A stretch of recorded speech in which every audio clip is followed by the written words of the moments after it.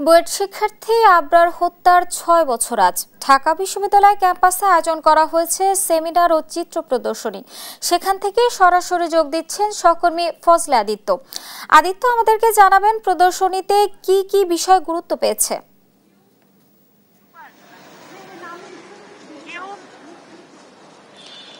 আসলে পিছনে দেখতে পাচ্ছেন যে 2019 সালে যে আবরার ফাহাদ বুয়েটের শিক্ষার্থী, তার যে নির্মম হত্যাকাণ্ড, সে হত্যাকাণ্ডের কিছু চিত্র প্রদর্শন কিন্তু করা হয়েছে। মূলত তার যে লিখে যাওয়া বিভিন্ন বাণী এবং লিখে যাওয়া বিভিন্ন কথাগুলো কিন্তু এখানে আমার পিছনের যে ক্যানভাসগুলো রয়েছে সেই ক্যানভাসগুলোতে কিন্তু ফুটিয়ে তোলা হয়েছে।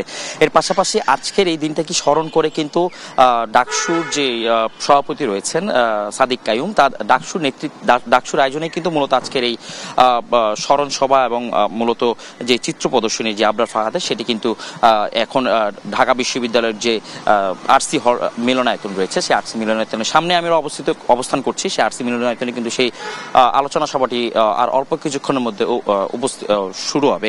তবে সকাল থেকে কিন্তু শিক্ষার্থীরা মূলত দেখছিলেন যে এখানকার যে আবরার ফাহাদের যে দৃশ্যগুলো সেটি কিন্তু তারা দেখছিলেন এবং তারা কিন্তু যেটি জানিয়েছেন যে সকাল থেকে কিন্তু আস্তে আস্তে মানুষরা ভিড় করছেন। এখানকার যে বিশ্ববিদ্যালয়ের শিক্ষার্থীরা রয়েছেন তারা আসছেন এবং দেখেছেন আমরা সকালে কিন্তু বিশ্ববিদ্যালয় ডাকসুর যে সভাপতি রয়েছেন সাদিক কাইয়ুম, তার সাথে তাকে দেখেছি যে এখানে এসে এখানকার যে সার্বিক পরিস্থিতি সেটি দেখছেন এবং পাশাপাশি এখানটায় তারা যেটি জানিয়েছেন যে বিশ্ববিদ্যালয়ের বাহিরের অংশে অর্থাৎ যেই আরসি হল যেটি রয়েছে, আরসি মজুমদার অডিটোরিয়াম, সেই মজুমদার অডিটোরিয়ামের যে বাহিরের অংশ, সেই বাহিরের অংশে কিন্তু মূলত এখানে আনা হয়েছে এবং এখানে কিছু জায়গায় ডাকসুর বিভিন্ন কথাবার্তাগুলো লেখা হচ্ছে, যেমন আমরা দেখতে পেয়েছি এবং বিভিন্ন সময় যে আবরার ফাহাদ যে বিভিন্ন সময় সামাজিক বিভিন্ন যে প্রেক্ষাপট সেগুলো তার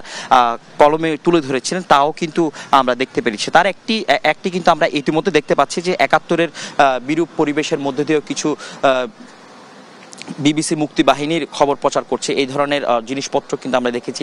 এর পাশাপাশি আরও কিছু কোট করেছেন, যার 2019 সালে কিন্তু 26 সেপ্টেম্বর কিন্তু তিনি আরও একটি স্ট্যাটাস দিয়েছেন। এই স্ট্যাটাসগুলো মূলত কিন্তু তিনি এখানে নিয়ে এসেছেন। আবরার ফাহাদের যেই সহকর্মীরা রয়েছেন, সেই সহকর্মীরা 2019 সালের একটি ছবি কিন্তু আমরা দেখতে পাচ্ছি। এর পাশে কিন্তু যেই প্রতিবাদের প্রতিচ্ছবি আবরারের, যেটি আমরা সর্বশেষ ছবি, সেটি কিন্তু দেখে খুবই দুঃখজনক যে প্রতিবাদ তার কণ্ঠে যে সকল প্রতিবাদগুলো উঠে এসেছিল, সেই প্রতিবাদের প্রতিচ্ছবি কিন্তু এই আবরার ফাহাদের সেই দৃশ্য। তবে এটি খুবই দুঃখজনক। তার পরপরই কিন্তু প্রশাসন নড়ে চড়ে বসে আবরার ফাহাদের মৃত্যুর পরপর এবং ছাত্রলীগের যেই বর্বরতা, সেই বর্বরতার শিকার কিন্তু আবরার ফাহাদের যে নির্মম মৃত্যু, সেটি কিন্তু আমরা দেখতে পেয়েছি। এর পাশাপাশি এখানে আজকে উপস্থিত থাকবেন এই যে চিত্রশালা করা হয়েছে, সেই চিত্রশালার পাশাপাশি কিন্তু আলোচনা সভা করা হয়েছে, যেখানে কিন্তু বিভিন্ন সময়ে বিভিন্ন এই ফ্যাসিস্ট আমলে যারা নিপীড়নের শিকার হয়েছেন তারা কিন্তু এখানে আসবেন এবং আমরা যতটুকু জানতে পেরেছি আমার দেশের সম্পাদক মাহমুদুর রহমান থেকে শুরু করে বিএনপির যারা বিভিন্ন সময় গুমের শিকার হয়েছেন, হুম্মাম কাদের, তারাও আসবেন। পাশাপাশি কিন্তু ছাত্র জনতা অভ্যুত্থানে যারা অংশীদারিত্ব ছিলেন এবং তারা কিন্তু যারা হচ্ছে বিভিন্ন গুম খুনের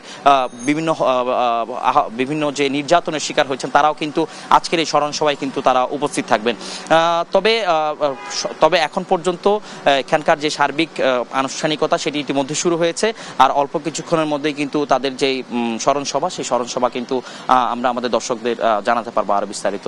তবে চিত্র প্রদর্শনীতে কিন্তু আবরার ফাহাদের লেখা বিভিন্ন স্ট্যাটাস থেকে শুরু করে তার বিভিন্ন কথোপকথন, তার বিভিন্ন লেখা, বিভিন্ন রাষ্ট্রের যে দুরবিষহ চিত্রগুলো যে ছিল, সেগুলো কিন্তু তার লেখার মাধ্যমে ফুটিয়ে তুলেছে, সেই প্রতিচ্ছবি কিন্তু আমরা এই চিত্রশালায় দেখতে পেরেছি।